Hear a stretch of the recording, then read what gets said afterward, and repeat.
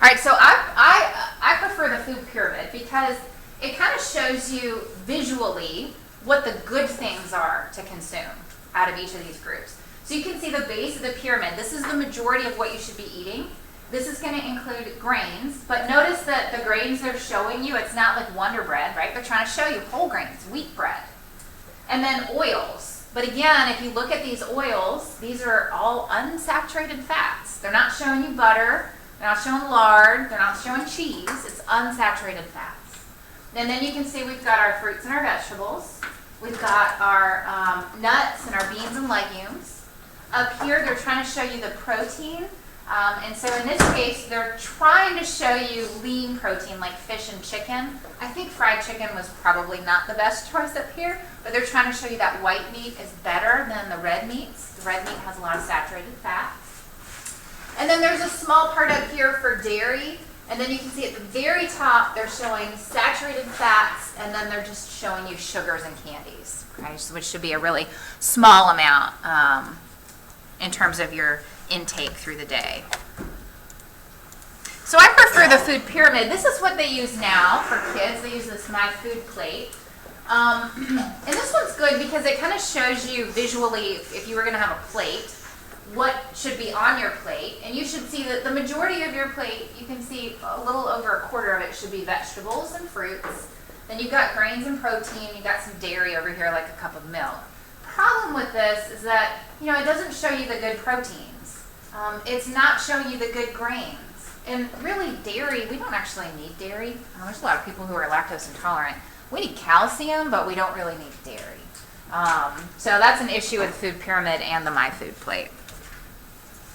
So I have that for you here, just some of the issues with that food plate. So, you know, my child, I think last week, because it was Halloween and he had hockey practice, and it was just kind of a weird, busy week that we don't usually have. Looking back, I looked back on Saturday and I was like, I'm almost positive he had pizza for dinner every night. Like, and honestly, my child, if I let him, he would eat pizza or chicken fingers every night of the week. Which I cook a lot, but on a week where you're like super busy and it's kind of a weird one with Halloween and other things going on, we had family from out of town come in and visit. So we went out to dinner, which we don't do a lot. When we go out, he orders pizza off the kids' menu. So I look back and I'm like, oh man, that was a mom fail. He had pizza every night. The good thing is even if your child eats pizza every day and they eat nothing else, your liver can convert a lot of molecules into the ones that your body needs. So if you're not really having a very wide variety of foods that you're ingesting throughout the day, your liver can take that food, take those molecules, and can convert them into things your body actually needs. So essential nutrients are just anything that you have to get in what you're eating. And these are things your liver cannot make. There's about 50 molecules that are considered essential nutrients, things that your liver can't do for you. Now, non-essential nutrients, these are vital to life as well. All right, so I like this. We just kind of touched on the food plate. We're going to keep talking about these molecules as well. But I like this scenario. So assume you're on the desert island and you can have water and one of the foods that's listed up here. Pick the food that you think gives you the most macronutrients. What do y'all think?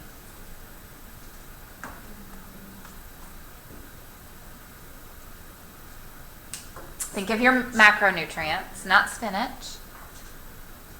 What are the main macronutrients? I wrote them on the board when we did the digestive system. Carbs, lipids, proteins, nucleic acids. There's actually 2 up here. Not bananas. Is it sprouts? Ding, ding, ding. It's hot dogs, and there's one more. Not corn. Alfalfa. Not alfalfa. Is it the chocolate milk? It is milk chocolate. Notice the question was not what's the healthiest thing for you to consume. I'm not telling you to just eat this. Again, most kids would they'd be all over this, hot dogs and milk chocolate. If you think about your main macronutrients, carbohydrates. Hot dogs, those have carbohydrates, they've got sugars. So So does milk chocolate. It's got sugar in it, especially with the milk sugar. Protein. Obviously, hot dogs, they're trash, but they've got protein in there. So does milk chocolate. It's got the milk protein in there. So carbs, proteins, lipids. Obviously, hot dogs have fat in them. So does milk chocolate. And then nucleic acids. So all of those macronutrients can be found in hot dogs and milk chocolate. The rest of these are missing some of these major macronutrients.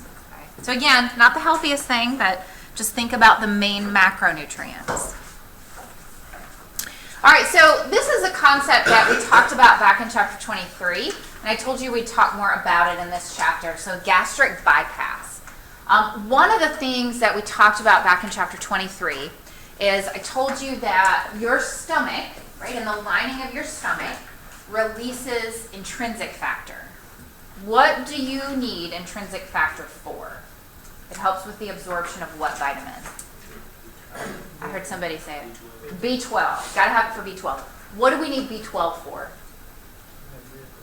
Make red blood cells, right? So we have to have this intrinsic factor coming from the lining of the stomach so that we can absorb B12, and we need B12 to make red blood cells, right? So remember, way back at the beginning of the semester, we talked about how if you don't have enough B12, it causes a type of anemia. Remember, anemia is just can't carry enough oxygen, called pernicious anemia. It's because you're not making enough red blood cells. So gastric bypass is a surgery that's performed on people typically when they are obese, right? It's someone who is morbidly obese. It's someone who this is a procedure that could truly save their life or really enhance their lifespan. If you think about someone who's morbidly obese, they're so heavy that it's interfering with their quality of life, but it's also shortening their lifespan because typically patients who are morbidly obese have high blood sugar, they have high blood pressure, they have high cholesterol. So there's a whole bunch of things, a whole bunch of health issues that are related to that. So in this procedure, gastric bypass, truly what they do is they'll cut the very top of the stomach, okay? And they create a new little stomach. It looks like a little bag. It's just right here. And then they bypass the rest of it. So then they take the intestines and bypass it and put it into this new little bag that they've created. Now, another way that they can do gastric bypass isn't quite this invasive. Instead, it's something called a gastric sleeve, and it's like where they put this band around the stomach and they tighten it. They can go back in later and remove that band. Okay, so that's one that's reversible. But this is traditional gastric bypass, right? Bypassing the stomach. I know this is what you wanted to see at 10 o'clock in the morning. This is a 46-year-old. After gastric bypass, she's lost 170 pounds. The weight loss with gastric bypass is pretty severe and substantial. It happens very quickly. And typically, they're performing gastric bypass on someone who is older. They're not doing this on someone who's 12 and 13 years old. They're doing this on patients who are usually in their 30s and 40s. If you think about your skin, as you age, it becomes less elastic. And when you lose a tremendous amount of weight very quickly, your skin doesn't bounce back into shape the way it does when you're younger. So typically, patients who had gastric bypass and have lost a lot of weight then have to undergo surgeries to remove skin, excess skin. If the skin's not removed, they end up getting like sores and infections under those folds. So this patient had, after she lost her weight, she had a breast lift, she had implants, she had a tummy tuck, she had an arm lift, she had a thigh lift. This is extensive. You're left with lots of drains, and there's a lot of post-surgical care that comes with removing all of those skin folds. A couple things that people don't know about gastric bypass. Sorry, the top of that's cut off. You can only eat after you've had gastric bypass, because if we look at this picture, this new stomach that they create is teeny tiny. You can only consume a few ounces of food at a time. So I should bring in like a little a bottle. Have y'all ever seen when babies are born, they have these little tiny bottles that they feed them? They're like nurser bottles. They're only like 2 ounces. They're really, really small little bottles. That is about the amount of food that you can consume. And when you first have gastric bypass, your food has to be pureed. So it really has to be broken down first. So you're on kind of a liquid diet. If you're not eating pureed food, once you move into more solid food, you have to chew your food 30 times. So there is no more put it in your mouth, chew a few times, and swallow. You have to be very conscious of how much digestion is happening in your mouth. You really have to liquefy the food in your mouth before it goes into that little teeny tiny stomach. This one would be really hard for me. You cannot eat and drink at the same time after gastric bypass because your stomach's not big enough to hold the liquid and the food. So usually you have to, if you're going to drink, you got to do it with 30 minutes before a meal or 30 minutes after a meal, but you can't do it at the same time. Again, because you're bypassing your stomach, you're not getting intrinsic factor anymore. And so most people who've had gastric bypass have to be on B12 injections for the rest of their lives. And then someone who has had gastric bypass, they usually will have to go through counseling so that they really improve their diet. Because if they're still eating food that is, super fatty or food that has a lot of sugar in it, you can't have a McDonald's hamburger after gastric bypass. You can't eat a Snickers bar or a piece of cake after gastric bypass because all the sugars and the fats your body cannot process fast enough, and it will go right through you. So it causes something, literally makes sense, it's called dumping syndrome. So it just comes out the other end. It causes shaking, dizziness, sweating, makes you very, very uncomfortable.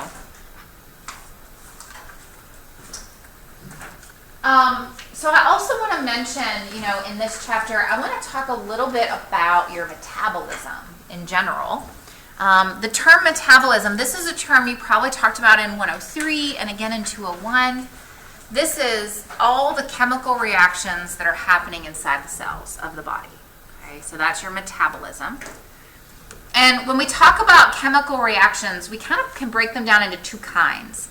There's anabolic reactions, we call that anabolism. This is making bigger molecules from something that's small, build-up reactions, right? So taking amino acids and building them up, hooking them together to create proteins. That's an anabolic reaction, right? If I were going to write this simply, I would just say A plus B, so two individual molecules. We're going to hook them together to make something bigger, AB, right? Catabolic reactions are the opposite. Catabolic reactions are breakdown reactions. So this would be an example, would be like digestion, right? We're going to take big food stuff, proteins, carbohydrates, and we're going to break them into their monomers, right? So this is kind of the opposite of the one I just showed you. It would be like a big molecule, like ABC, and we're going to break it into A plus B plus C. Okay. So I'm going to walk you through some catabolic reactions and some anabolic reactions, right? So we're going to start with catabolic reactions. Remember, catabolic reactions are breakdown reactions. And so this would be an example, would be like food.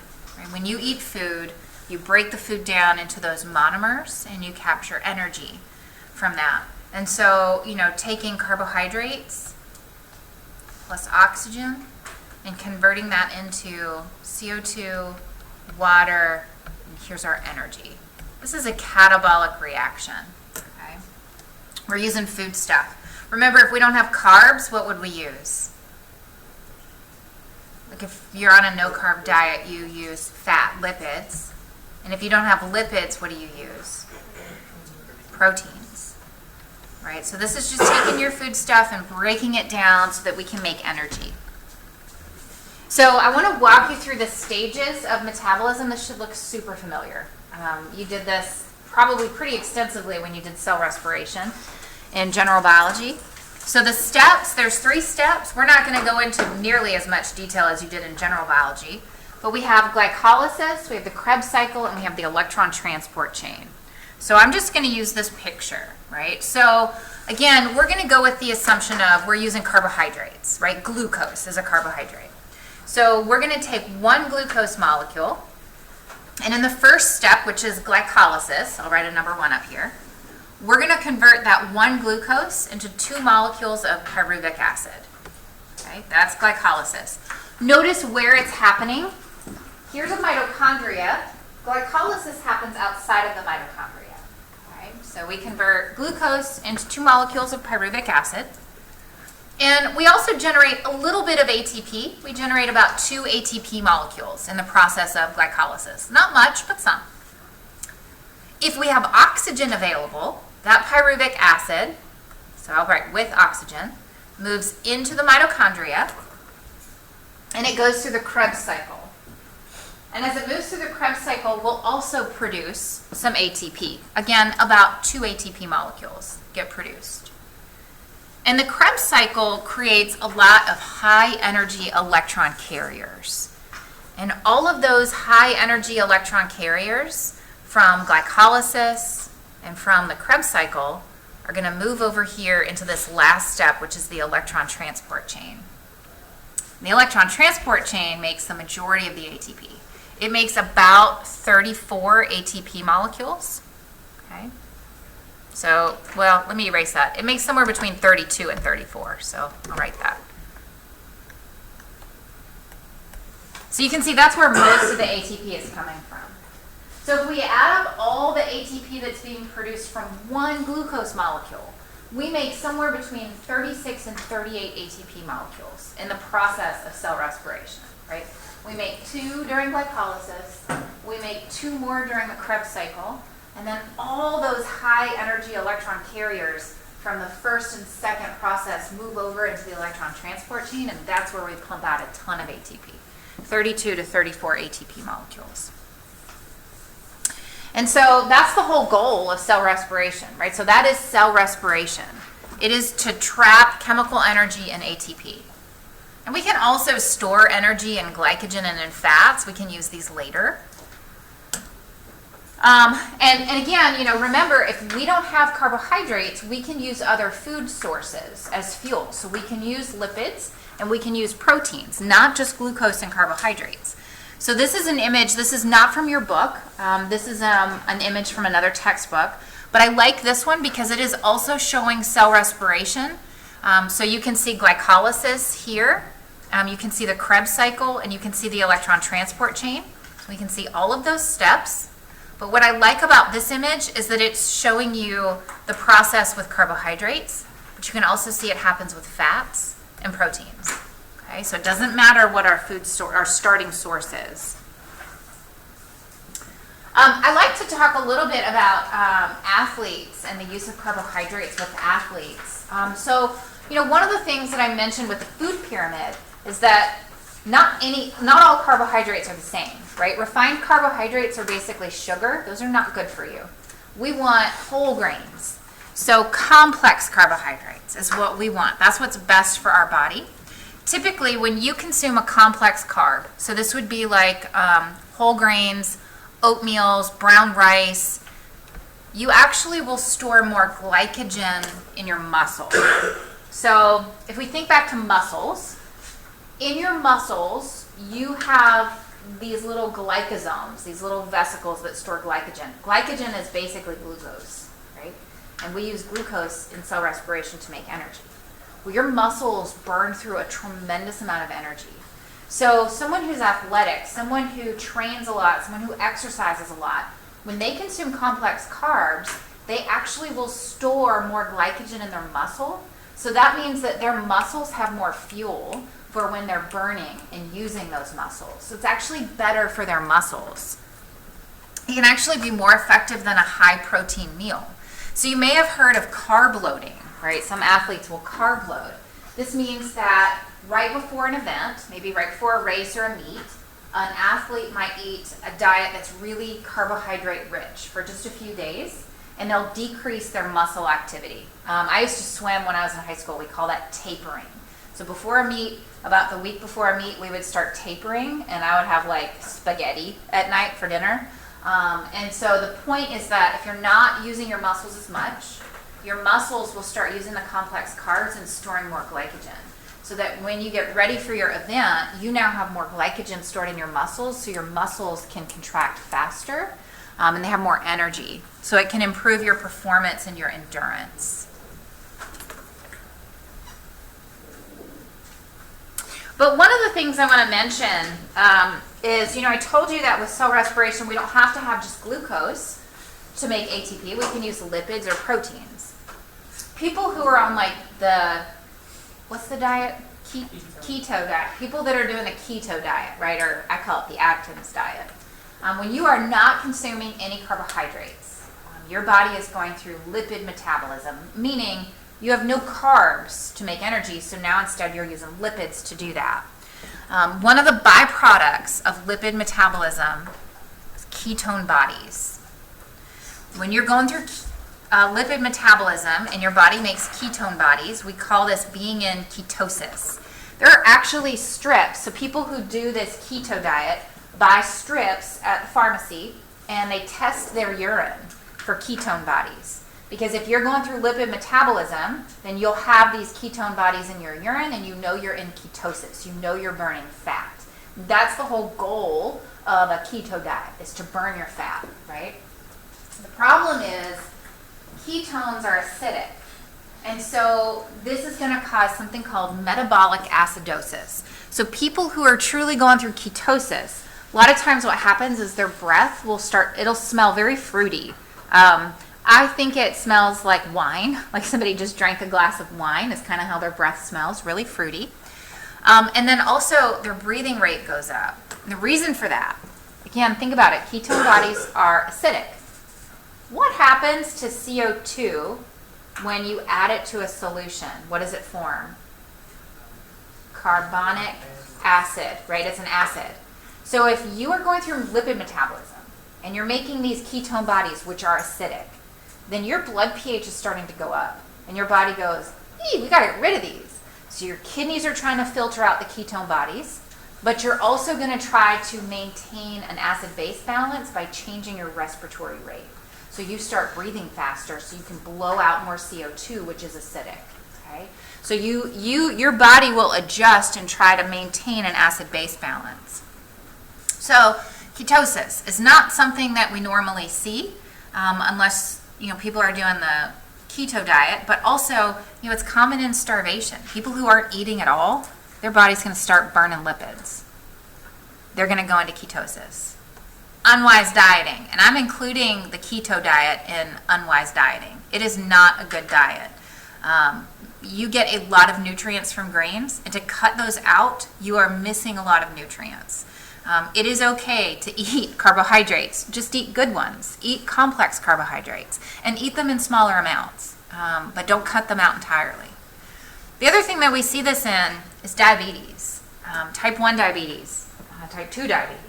So when someone has diabetes, what happens is either they're not producing insulin or they're not responding to the insulin they're making.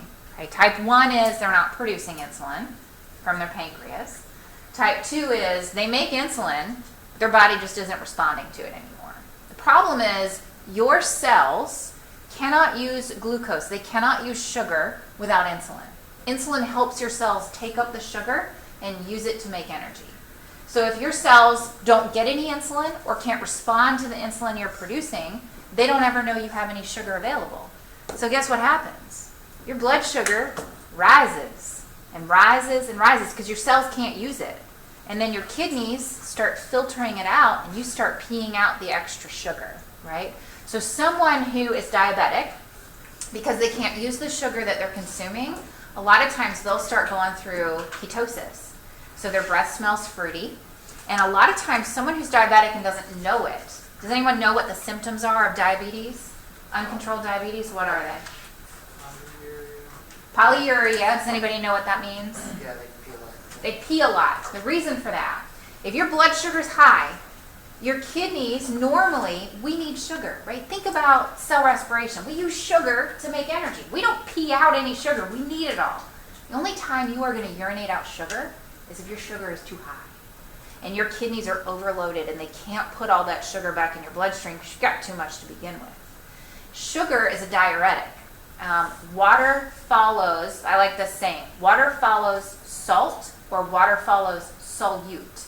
So if you're going to pee out sugar, you'll be peeing out extra water. So people who are diabetic have polyuria. They pee all the time because of all the sugar in their urine. The water's coming out as well. That also means they're really thirsty, right? They want to drink all the time because they're dehydrated. They're peeing out all their water. Rapid weight loss is another one. And that's just because they're eating like crazy. They're hungry. They're starving.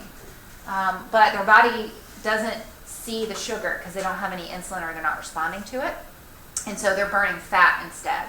So this is why people who have uncontrolled diabetes lose weight really fast until they can get their diabetes under control, right? So this is just showing you lipid metabolism. So this is showing you fats.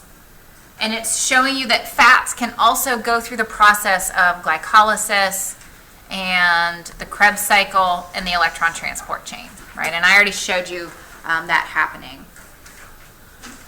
So I mentioned diabetes. Again, diabetes, we have two kinds. We have type 1 and type 2. This is something that we talked about back in AP1 when we did the endocrine system. So inadequate insulin production. This is type 1. Sometimes we call this juvenile diabetes. This actually causes the islet cells in the pancreas to no longer produce insulin. We don't know what causes type 1. It happens early in life. It could be genetic. It could be genetic, but it's turned on by something epigenetic, like a virus, or maybe you get sick and it causes this to happen. We have no idea. Okay. The other one is type 2 diabetes. And this is when receptors in your body stop responding to insulin. There's nothing wrong with your pancreas. Type 2 is typically caused by a poor diet. So think about this. Someone who is morbidly obese. A lot of times morbidly obese people have type 2 diabetes. The reason is, if you're eating cakes and candies and sugars and refined carbohydrates all day long and you're consuming all this, your blood sugar is always high. So the receptors on your cells basically say, screw it, I'm not responding anymore. It's always high. And they stop responding.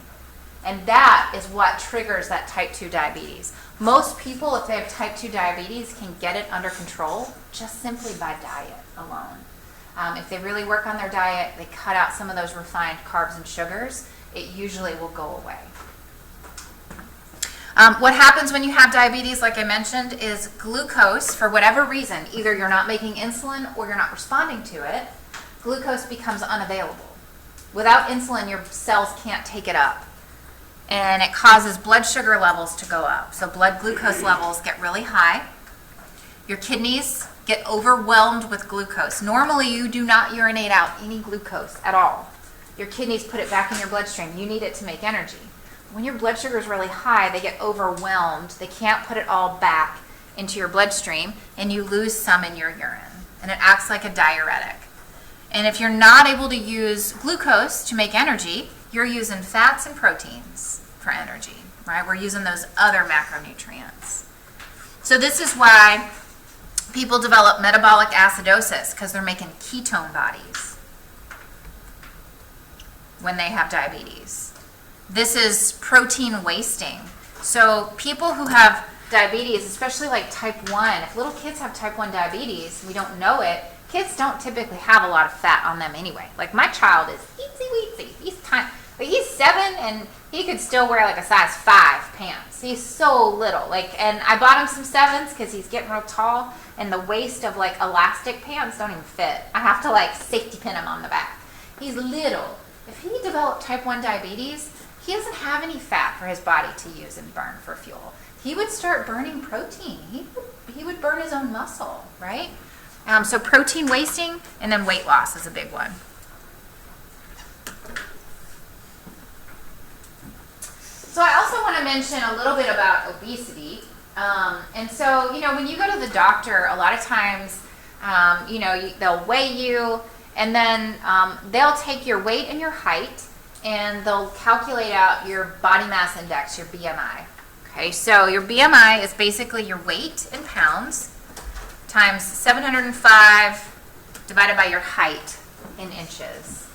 And so your BMI, you're considered overweight if your BMI is anywhere between 25 and 30, and you're obese if it's greater than 30. So I have a little chart y'all can look at. Put the lights out so you can see. So you can find your height over here, and then if you follow it over to your weight, if you are somewhere in the blue range, you're considered underweight. If you're in the gray range, this is normal, healthy body weight. Usually that's a BMI of anywhere between like 18 and 22 or 23. And then if it's yellow, you're overweight, and if it's red, you're considered obese. Okay. Now, let me tell you this. This is stupid. It's stupid. And the reason it's stupid, I'll just give you an example. I had a coworker who, she retired. Lisa Nix, do y'all remember Lisa Nix? She used to teach math. She's been retired, but did you have her? Do you know what she looks like? Think of her physique. She's tiny. She runs every day. She's 53, I think. Runs like 5 or 6 miles every day. She's the most athletic person I've ever met. They've moved to the beach since she has retired. She paddleboards every day. Her and her husband ride bikes. Her husband is like an athletic trainer. They are so physically fit and physically active. Based off of her height and weight, she is considered overweight. There's no way. She's tiny. She wears like a size 6 pants. We know that muscle weighs more than fat. So that, to me, that chart is stupid. If you are, say that again? I'm off the chart. Yeah, I mean, right. So the reason why I had to do that is to make you go, oh, and then I could tell you, don't worry about it. Honestly, like that chart is so dumb, because if you truly are active and you're healthy, then sometimes you end up off the chart, or you end up in the red zone. So a better way to do it, and this is what they'll do now, like the University of Alabama has the body pod. Have y'all heard of this body pod thing? I would never do this. No, my coworker Lisa did it. You put on some spandex. That's the deal breaker for me. Come out. I gotta wear this spandex, but I got a big old shirt on over it. You put on some spandex and wear like a sports bra, and you get in this little pod, and they shut you in. Deal breaker number 2. And then they use air, and they'll blow air, and I guess somehow they can tell, like, based on how much the air changes or compresses, I really have no idea physics-wise what's going on here, but they can tell you what % of your body is fat. They can even distinguish between subcutaneous fat, the stuff under your skin, and visceral fat, the stuff around your organs. And so that is a much better indicator of, what are we looking at in terms of your body mass? How much fat do you have? How much fat is around your organs? And that is much better at telling you how physically fit you are, okay, rather than this silly chart. Now, one thing I will mention is this part down here. Obviously, if you are not healthy, if you're not in a healthy weight range, you know it already. You just feel junky. You don't feel good. You're not happy with yourself. And, I feel like it's almost like drug addicts, They have to like hit rock bottom, and you try on that pair of pants that don't even come close to buttoning, and then you go, all right, that's it. I got to do something. But, when you're overweight, there are so many underlying conditions that might not seem like a big deal now, but as you age, it really is a big deal. It causes heart issues. High blood pressure, we know, is a silent killer. And, we do see more adults and children overweight now than we saw 20 years ago. And, I've already mentioned this. This has a lot to do with how easy it is to eat things that are not healthy, right? So I'm still here. I'm just down here. Think about, my parents. My parents are 70. And, when they used to go to the drive-in movie theater, they had, little popcorn bags that were smaller than this. They're like the little red and white bags. They were not even this big. This was popcorn. This is what you got. You got one of these, and that was all you got. And you were happy with that. That was enough, right? This is, a child-sized popcorn. And even today, these are 10 years old. Even today, a child-sized popcorn is way bigger than this. We went to the movies not too long ago, and it's much bigger than this amount. This is probably what the child-sized popcorn is now, right? This is a small popcorn now. And most people, when they go, now this isn't from the movie theater, they wouldn't give me a bucket at the movie theater because they were worried I was going to try to have it refilled, or I don't know. They were like, you can't have one. But I bought this at the store, and this is still not even the size of a bucket of popcorn at the movie theater, right? So our portions today are out of control. They're insane. So, we, a lot of times, like, I just went out to dinner last week with my parents were in town, and we went out to dinner, and I ordered chicken, and it came with like 2 whole pieces of chicken on there. Like, that's not one serving, right? That is multiple servings. So we're expecting to have these huge meals, and so we're eating a lot more than we should. Even if it's stuff that's good, we're just eating a lot more than we should. And it's really easy to eat junk food. It's easy, it's fast, it's cheap. So there's a whole host of reasons why people are more overweight today than they ever were before. Like, I remember, I saw something about Marilyn Monroe, and it was about her size, like what size she wore. And people always talk about, well, Marilyn Monroe was kind of like, she was busty and she was curvy, and she wore a size 10. But a size 10 back in like the 50s and 60s, today, that size 10 equates to like a size 4 today. So we do a lot of vanity sizing as well. So the sizes have just gotten bigger over the years, but we call them, something else, makes you feel better, right? Like, if I'm going to go to the store and I have 2 pair of pants, and one is a size 4 and one is a size 6, well, I'm going to buy the size 4. They fit, because that makes me feel better, right, than the size 6. So we do a lot of that as well. In terms of development, if you are not getting enough calories and proteins and nutrients in utero and in the first 3 years of life, can lead to mental deficits and learning disabilities. Insulin-dependent diabetes and genetic disorders can lead to metabolic problems in children. Non-insulin dependent diabetes, this is type 2. So type 1 is insulin dependent, which means they're not making insulin, they have to take insulin injections, right? Type 2 is non-insulin dependent, meaning you don't need to take injections. You make insulin, you're just not responding to it. This one can occur typically middle and older age, especially in people who are obese and are not eating well. And as we get older, our metabolism slows down. It definitely slows down as we age. You can't eat the same stuff you used to. A lot of times, medications for age-related problems can influence your nutrition and what you're getting from your foods. We know antibiotics can interfere with the absorption of some nutrients. They can cause things like diarrhea. Mineral oil, a laxative, can decrease the absorption of fat-soluble vitamins. And then if you're drinking a lot, it can cause malabsorption of nutrients, it can cause vitamin deficiencies. It obviously damages your liver, because that's where nutrients are going to be processed, and your pancreas as well.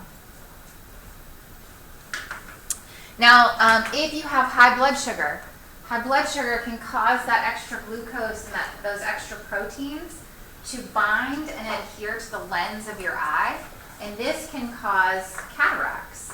So we talked about cataracts, at least I did in my class in AP1. I showed you a cataract removal surgery.